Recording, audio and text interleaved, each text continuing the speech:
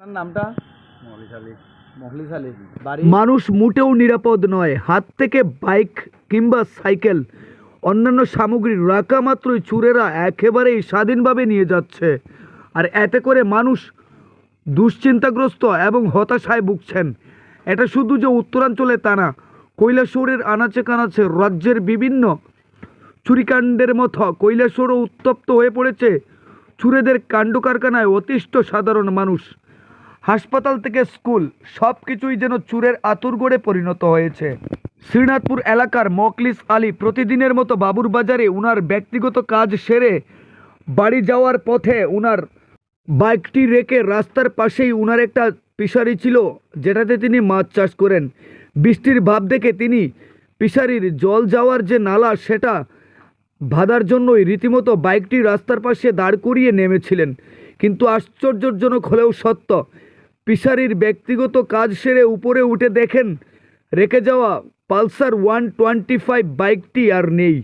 নিউজের স্ক্রিনে যে বাইকটি দেখছেন, এই বাইকটি হচ্ছে মখলিস আলীর। দীর্ঘক্ষণ এলাকায় খোঁজাখুঁজি করার পর না পেয়ে সকালবেলাও খোঁজাখুঁজি করে যখন আর বাইকটির হদিশ পাননি, তখন বাধ্য হয়ে ইরানি থানার দ্বারস্থ হয়ে লিখিত অভিযোগ দিয়ে প্রশাসনের প্রতি 100% আস্থা রেখে ক্যামেরার সম্মুখীন হয়ে ঘটনার বিবরণ দিয়ে বলেন প্রশাসনের প্রতি ওনার আস্থা আছে, ওনার বাইক অবশ্যই ফিরে পাবেন। বাকিটা ইতিহাস। অপেক্ষায় বাইকের মালিক সহ আমরাও দাবি রাখবো প্রশাসনের কাছে তড়িঘড়ি বাইকটি যাতে উদ্ধার হয়। এই ঘটনা গতকাল রাত আনুমানিক 10টার দিকে। বাইকের নাম্বার TR02H7116।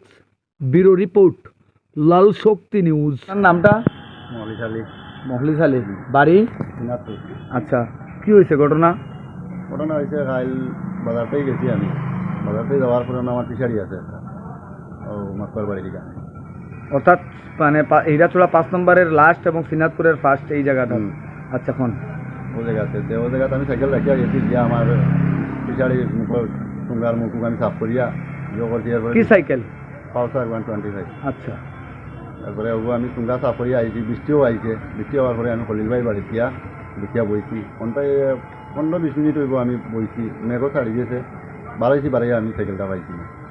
আচ্ছা, এখন আমি আপনার সম্ভব বন্ধু বান্ধব সবাই জিজ্ঞাবাদ খোঁজাখুঁজি কেমন করছেন? সকলেও জিজ্ঞাইছি মোটামুটি। এই বিষয়টা কি আপনারা লিখিতভাবে ইরানি থানায় জানাইছেন নি? জানাইছি, থানাতে জানাইছেন। কি কইছে পুলিশ? তদন্ত করবো।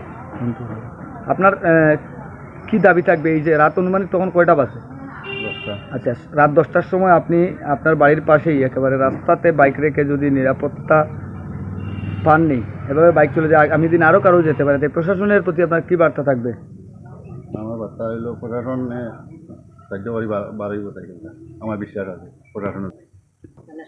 প্রশাসনের কাছে আমার অনুরোধ আছে যাতে আমার বাইকটা হারতে আমরা অন্য কেউ হারতাম না। হ্যাঁ, আর আপনার এটা বাইরে আপনি একদম আমার এটা বাড়াইব, আপনি আশাবাদী। প্রশাসনকে জানাইছি।